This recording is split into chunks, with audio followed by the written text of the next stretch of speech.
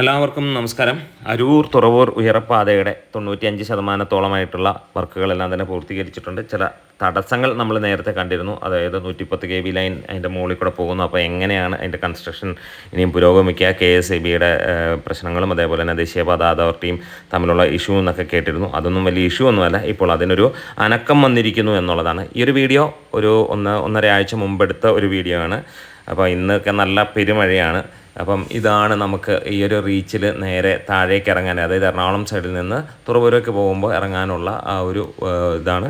അപ്പോൾ നമ്മൾ കാര്യങ്ങളിലേക്ക് കടന്നു വരികയാണെങ്കിൽ ഇപ്പോൾ ഈ 110 kV ലൈൻ അത് ഉയർത്തിയാൽ മാത്രമേ ഗട്ടറുകൾ സ്ഥാപിക്കാൻ കഴിയുള്ളൂ എന്നാണ്. അപ്പോൾ ഫസ്റ്റ് റീച്ചിലാണ്, അരൂർ തുറവൂരിലേക്കുള്ള ഫസ്റ്റ് റീച്ച് അരൂർ ശ്രീനാരായണ ജംഗ്ഷൻ്റെ സമീപത്താണ് ഈ 110 kV ലൈൻ ഉണ്ടായിരുന്നത്. എന്തായാലും ഇതിൻ്റെ പണികൾക്ക് അല്ലെങ്കിൽ ഇതിൻ്റെ പണികൾ പുരോഗമിക്കുന്നു. ഇതിനായി ഇരുവശങ്ങളിലും ടവറുകൾ സ്ഥാപിക്കുന്ന ജോലി തുടങ്ങി എന്നുള്ളതാണ് എടുത്തു പറയാനുള്ളത്.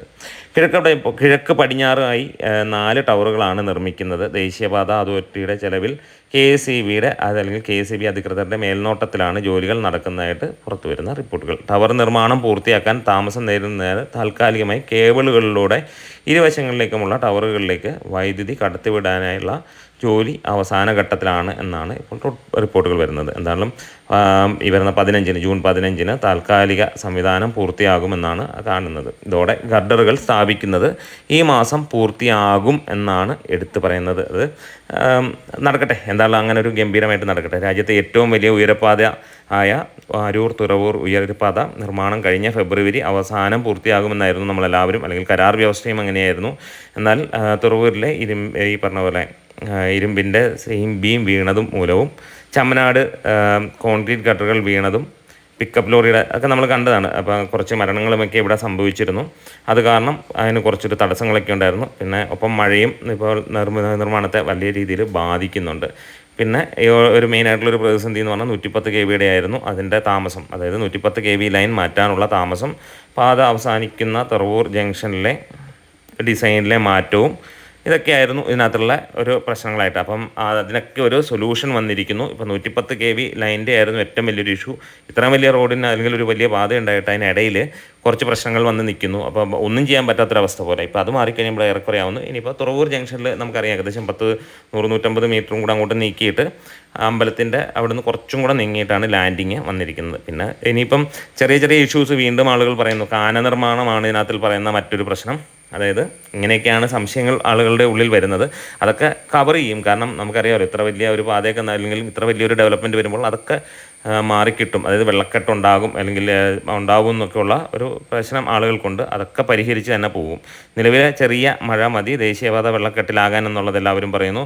12.25 കിലോമീറ്ററാണ് ഇപ്പോൾ ഉള്ളത്. പാതയുടെ 50% കാന നിർമ്മിച്ചിട്ടുള്ളൂ എന്നുള്ളതാണ് എടുത്ത് പറയേണ്ട ഒരു പ്രശ്നമായി കാണുന്നത്. പിന്നെ സൈക്കിൾ പാതയുടെ നിർമ്മാണം അശാസ്ത്രീയമാണ് എന്നുള്ളതാണ് ഇപ്പോൾ ആരോപിക്കപ്പെടുന്ന മറ്റൊരു കാര്യം. ഓക്കെ, ഇതിനകത്തിൽ പാതയുടെ ഇരുവശങ്ങളിലുമായി നിർമ്മിക്കുന്ന സൈക്കിൾ പാതയുടെ നിർമ്മാണം അപകടങ്ങൾക്ക് കാരണമാകുമെന്നാണ് പറയുന്നത്. പാതയോരത്തുള്ള വീടുകളിലേക്കും റോഡുകളിലേക്കും പോകാൻ യാത്രക്കാർക്ക് കോൺക്രീറ്റ് ടൈൽ ഉപയോഗിച്ച് റാമ്പുകൾ സ്ഥാപിക്കുമ്പോൾ സൂക്ഷിച്ചില്ലെങ്കിൽ യാത്രികർക്കടക്കം സൈക്കിൾ പാതയിൽ നിന്നും തെറിച്ച് പാതയിലേക്ക് വീഴും എന്നുള്ളതൊക്കെയാണ് ഇപ്പോൾ ഉള്ള പ്രശ്നങ്ങളായിട്ട് വരുന്നത്.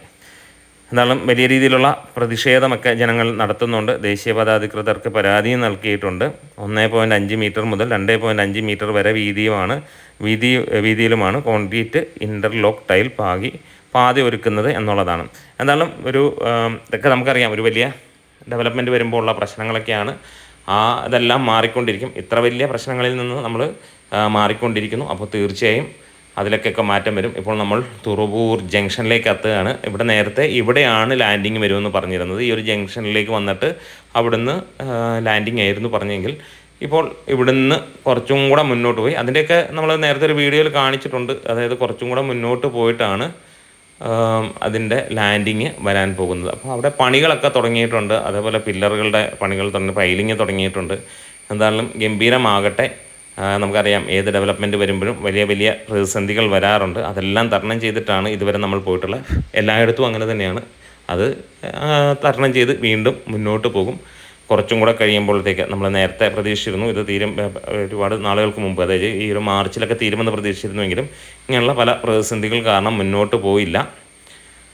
അപ്പോൾ ഏറെക്കുറെ 95% തീർന്ന ഈ ഒരു പണി ഇനിയിപ്പം വലിയ താമസമില്ലാതെ തീരും. മഴയാണ് ഇനിയിപ്പോൾ ഒരു പ്രധാന വില്ലൻ. എന്നിരുന്നാലും നമുക്ക് പ്രതീക്ഷിക്കാം, ഏറ്റവും കൂടിക്കഴിഞ്ഞാൽ ഈ വർഷം അവസാനത്തോടെ, ഏറ്റവും മാക്സിമമാണ് പ്രതീക്ഷിക്കുന്നത്, അവസാനത്തോടെ ഇതെല്ലാം പൂർത്തീകരിച്ച് നമുക്ക് സുഗമമായി പോകാൻ കഴിയുമെന്നുള്ളതാണ്. പ്രത്യേകിച്ച് ലോങ് റൂട്ടിലൊക്കെ പോകാനുള്ളവർക്കും വലിയ എളുപ്പത്തിൽ പോകാൻ കഴിയും. അതേപോലെ തന്നെ എല്ലാ കാര്യങ്ങളും കൊണ്ടും അതൊരു നല്ല ഒരു കാര്യമാണ്. കേരളം മുഴുവൻ മാറിക്കൊണ്ടിരിക്കുന്നു എന്നുള്ളതും. എന്തായാലും ഇവിടെ ഒരു മറ്റൊരു പ്രതിസന്ധി എറണാകുളം മുതൽ അരൂർ വരെയുള്ള കാര്യങ്ങളാണ്.